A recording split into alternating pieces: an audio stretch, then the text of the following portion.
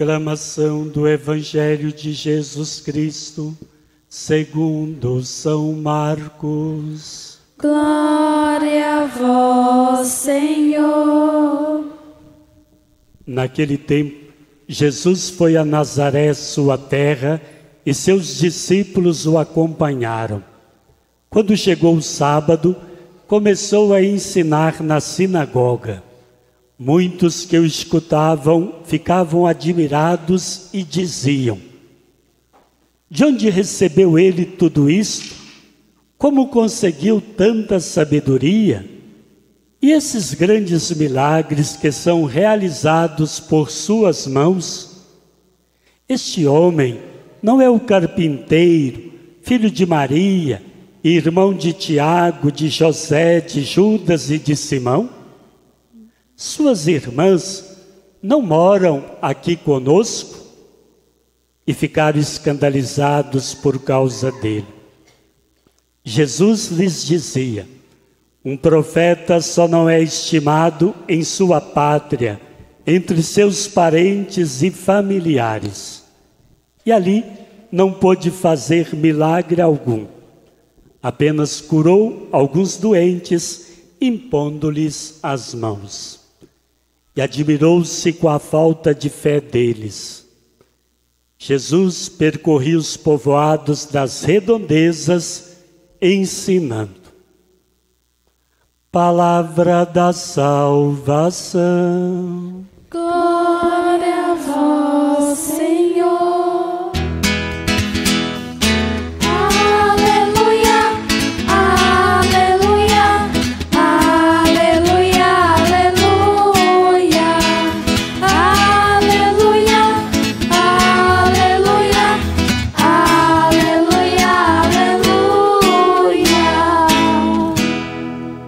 Hoje a igreja nos convida a refletir sobre a nossa missão profética.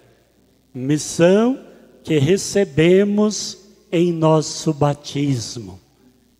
E vamos acolher aqui na nossa comunidade paroquial hoje várias crianças. Seus pais, padrinhos e madrinhas trazem os filhos e filhas para receberem a graça do batismo. E é uma oportunidade única para que nós reflitamos sobre a graça do batismo que um dia recebemos e a consequente missão que recebemos em nosso batismo. Pelo batismo, nós nos tornamos sacerdotes, profetas e reis. Sacerdotes, não no sentido ministerial, mas sacerdotes, todos aqueles e todas aquelas que foram batizados se tornam, pela graça do batismo, responsáveis por santificar todas as coisas criadas, tudo que Deus criou para nós, o céu, a terra, os pássaros, as estrelas, tudo que Deus fez, Ele mesmo viu que tudo é muito bom. E a cada batizado e batizada é dada a graça de tudo santificar, de fazer com que tudo realmente possa ser olhado como obra, como criação de Deus, e que tudo se torne santo. Esta é uma das nossas missões como batizados. A outra missão, além de sermos sacerdotes, é a missão de sermos reis. É no sentido de dominar, mas no bom sentido de dominar, isto é, ter poder sobre todas as coisas que Deus criou para nós e cuidar com carinho de tudo aquilo que Deus fez para nós. Não é a dominação no sentido de explorar, é dominar, é ter o poder sobre tudo que Deus criou, porque Deus tudo criou e tudo nos entregou para que nós cuidássemos de tudo com carinho e responsabilidade. Então, esta é uma outra missão. E toda a liturgia de hoje, todas as leituras, nos recordam que nós recebemos também a missão profética. E ser profeta é ter coragem e alegria para anunciar o evangelho da vida, é ter coragem e alegria para comunicar a boa nova de Deus e ter também coragem e audácia para denunciar tudo aquilo que é contrário à vontade de Deus. Portanto, o que nós vamos perceber nas leituras de hoje são as ações proféticas de pessoas, assim como nós, que foram chamadas por Deus para, em seu nome, dar testemunho, para em seu nome falar, anunciar qual é a vontade de Deus. A primeira leitura é do profeta Ezequiel. O profeta Ezequiel recebe o chamado de Deus para exercer a profecia, mas a voz que ele comunica lhe diz já com clareza: é você mesmo que eu estou chamando, e você não é mais do que ninguém, você é um filho do homem, isto é como todos aqueles e aquelas que existem. Você, porém, tem o dever e a missão de falar em meu nome. E o que o profeta deve falar? Qual é a vontade de Deus? Qual é o projeto de Deus? E ao mesmo tempo, ele deve ter coragem para denunciar tudo aquilo que não corresponde à vontade de Deus. E por isso o profeta deve falar, quer as pessoas queiram escutar, quer não queiram escutar. O profeta deve ter a coragem de falar em nome de Deus. Mas não pensemos que esta missão é só de Ezequiel e dos outros profetas do Antigo Testamento, da Antiga Aliança. Essa missão é missão de cada um de nós. Todos nós que fomos batizados temos esta missão de falar em nome de Deus, de anunciar qual é a vontade de Deus e de tudo denunciar que é contra o projeto de Deus. Mesmo que isso nos custe, mesmo que muitas pessoas queiram nos calar, mesmo que muitas pessoas não queiram nos ouvir, nós devemos ter a coragem, a alegria e a audácia para anunciar a vontade de Deus.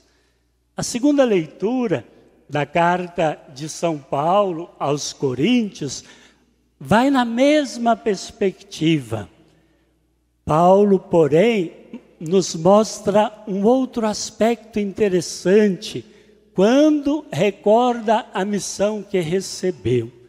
Ele recebe esta missão no caminho de Damasco, quando se converte, e a partir daquele momento ele sente a graça de Deus agindo nele. Mas Paulo recorda humildemente que, embora ele sinta que deva falar em nome de Deus, que deva anunciar o evangelho a todos os povos, é Paulo quem vai dizer: ai de mim se eu não evangelizar, ai de mim se eu não anunciar o evangelho. E quis anunciar o evangelho a todos os povos.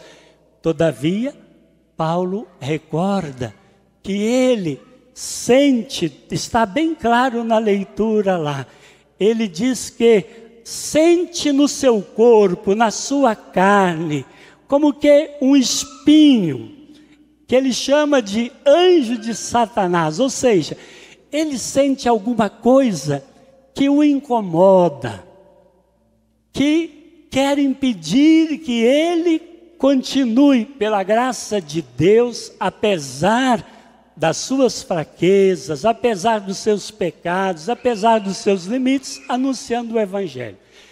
Ele não explicita, nem nesta carta e nem nas demais cartas que escreveu, que espinho é esse. Se é alguma doença, se é algum tipo de perseguição, se é o próprio remorso, porque Paulo, apóstolo, antes de se converter, ele era um perseguidor dos cristãos, então pode ser que ele sentia um certo remorso pelo passado, pelo mal que ele fez, e agora conhecendo a graça de Deus, nós não sabemos qual é o espinho que incomodava Paulo, mas nós sabemos, todos nós sabemos, que quando nós assumimos uma missão, quer na família, como pai, como mãe, quer na vida da igreja, quer nas nossas atividades de trabalho, sempre na nossa vida nós vamos encontrar algum espinho, algo que vai nos incomodar, algo que vai ser como que uma força contrária, não deixando que nós realizemos da maneira que nós queremos realizar a nossa missão.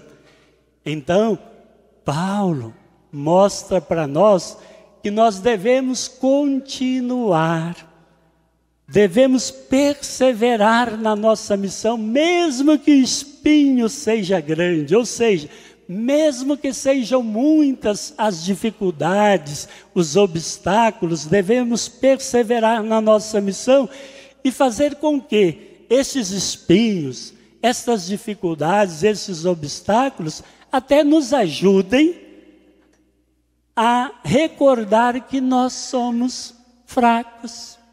E aí São Paulo conclui com uma beleza sem igual. Porque é bom recordar que somos fracos. É bom recordar que somos fracos, afirma Paulo apóstolo, porque quando somos fracos, aí é que somos fortes. Quanto mais nós tomamos consciência da nossa fraqueza, tanto mais a força de Deus age. Quando nós nos consideramos cheios de poder, quando nós ficamos prepotentes, orgulhosos, a graça de Deus não age. Quando nós reconhecemos que somos pequenos, frágeis, pecadores, e humildemente assim nos apresentamos diante de Deus, a sua graça age em nós. E Deus faz grandes coisas a partir da nossa pequenez, a partir das nossas fragilidades. Então, sintamos também nós essa graça de reconhecer, é quando somos fracos que nós somos mais fortes, porque quando nós somos fracos e assumimos, aceitamos os nossos limites, nossas fraquezas, reconhecendo-os, a graça de Deus age em nós. Demos espaço para que a graça de Deus possa agir em nós. A graça que no nosso batismo recebemos e que hoje as crianças vão receber no final desta celebração. E no Evangelho, o próprio Jesus, que é mais do que profeta, porque é o Filho de Deus, ele também quis nos mostrar que mesmo ele sendo mais que profeta, mesmo ele sendo Filho de Deus, mesmo ele tendo todo o poder, também ele foi rejeitado, também ele não foi aceito por todas as pessoas. E onde Jesus não foi aceito? No momento em que por todos os lugares que ele passava, uma multidão queria acompanhá-lo, queria ouvir o que ele anunciava, queria ver os milagres, os prodígios que realizava. Onde foi que Jesus não foi aceito? Na sua terra, a sua própria família. E E às vezes acontece isso também conosco. Às vezes acontece e é bom, e Jesus nos dá este testemunho para saber, mesmo que a nossa família não queira que nós profetizamos, mesmo que aqueles e aquelas que nos conhecem não queiram que nós profetizamos e comecem a indicar, mas não é este o filho do carpinteiro, não é este o filho de Maria, não é este parente daquele e daquela. Sim, Jesus também foi rejeitado para nos mostrar que nós todos podemos ser rejeitados, nós todos podemos encontrar obstáculos na nossa missão, mas não desanimemos. Devemos continuar firmes no propósito de que a vontade de Deus, o projeto de Deus, deve ser anunciado. Quer as pessoas queiram ouvir, quer as pessoas não queiram ouvir.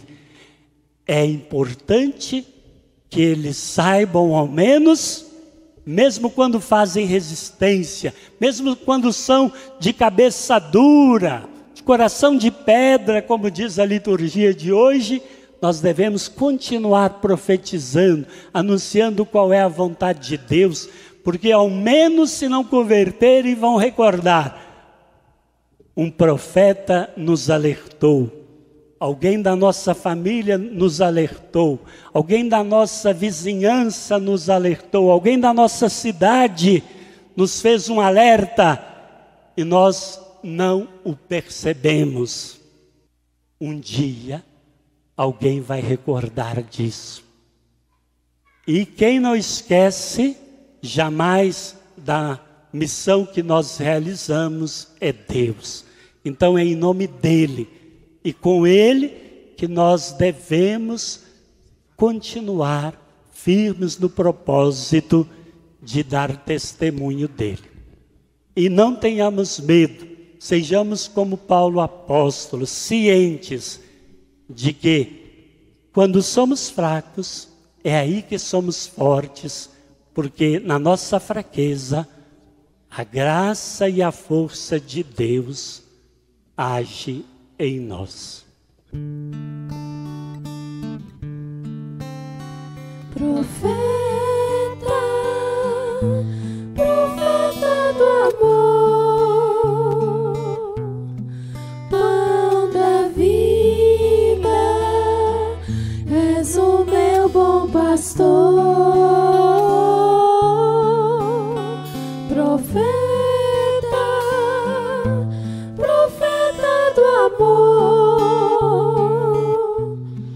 pão da vida, és o meu bom pastor.